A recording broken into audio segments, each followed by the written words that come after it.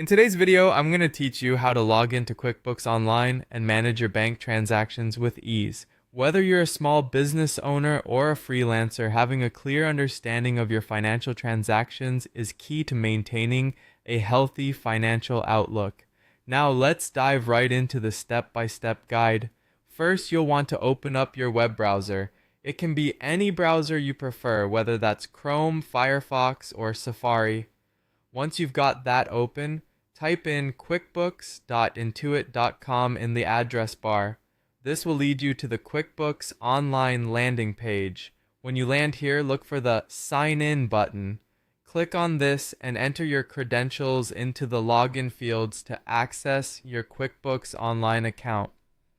Remember, keeping your login details secure is essential, so use strong and unique passwords for your account.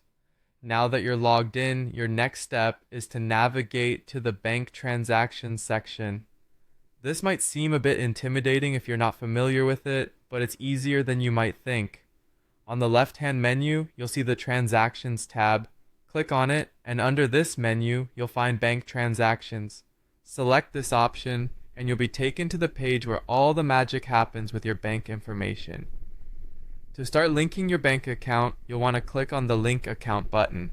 This might be sitting at the top right corner of your screen. By clicking Link Account, you'll be prompted to search for your bank. You'll find a search bar where you can type in either the name of your bank or a keyword associated with it. Once you've found your bank, follow the on-screen prompts.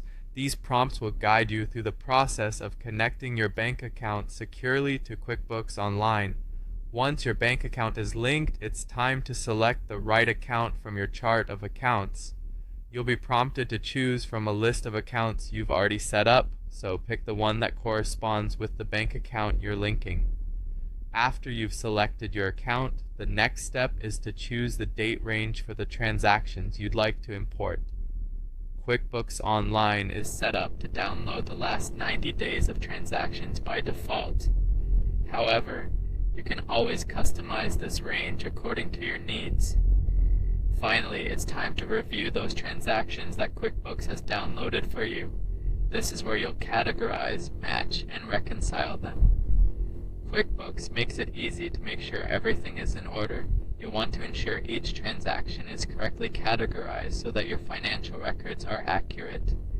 Matching transactions with existing records helps maintain consistency and prevents any duplication.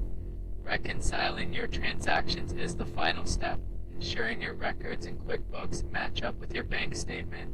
By following these steps, you can seamlessly manage your bank transactions in QuickBooks Online, giving you more time to focus on what you do best, running your business.